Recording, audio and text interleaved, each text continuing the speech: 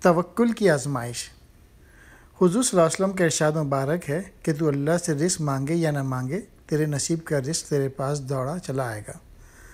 حضور صلی اللہ علیہ وسلم کا یہ اشعار مبارک جب ایک زاہد و عابد نے سنا تو اس نے سوچا کہ اس بات کو آزمانا چاہیے۔ وہ اپنا گھر چھوڑ چھاڑ کے ایک سنسان جگہ پہ چلا گیا جہاں نہ پانی تھا اور نہ ہی کچھ کھانے کو تھا۔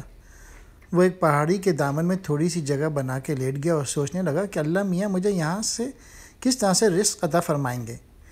ابھی اسے وہاں لیٹے کچھ ہی دیر گزری ہوگی کہ قافلہ وہاں پہ آ پہنچا۔ ان لوگوں نے دیکھا کہ یہ آدمی پہاڑی کے نیچے یہاں پہ کیسے پڑا ہوا ہے۔ انہیں بہت حیرانی ہوئی کہ اس شخص کو کسی جانور کا خوف بھی نہیں، معلوم نہیں زندہ بھی ہے کہ نہیں۔ قافلے میں سے ایک آدمی نے قریب آ کے اسے ہلایا جلایا مگر وہ جان بوجھ کے نہ اٹھا۔ اس کی یہ حالت دیکھ کے قافلے والوں کو بہت ترس آئی۔ وہ سمجھے کہ یہ بہت دنوں کا بھوکا پیاسا یہاں پہ پڑا ہوا ہے۔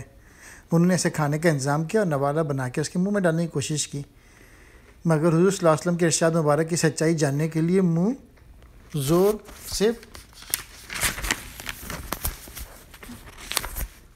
سے بھیج دیا۔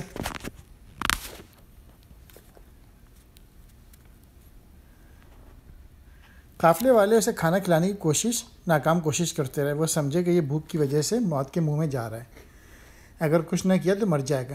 قافلے میں ایک عقلمند شخص نے بولا کہ اس کی چھری کی مدد سے منہ کھولتے ہیں۔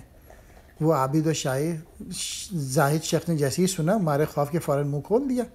ان لوگوں نے اسے کھانا کھلانا شروع کر دیا۔ تو اس عابد و شاہد نے اپنے دل میں کہا، اے دل، اگرچہ میں اپنے جسم کو بے جان کیے لیٹا ہوں مگر حقیقت تو تجھ پہ ظاہر ہو گئی نا۔ دل نے جواب دیا، ہاں، میں نے فقط یہ آزمائش اس لیے کی تھی کہ توکل سے منہ نہ موڑے۔ یاد رکھنا، لالچ و ہوس تو بالکل گدھا پن ہے۔ اس کے بعد اس شخص نے توبہ کی اور مان گیا کہ ہر کسی کو اپنے نصیب کا رزق مل کر رہے گا۔ اس حکایت کا درس یہ ہے کہ دانے دانے پہ لکھا ہے کھانے والے کا نام۔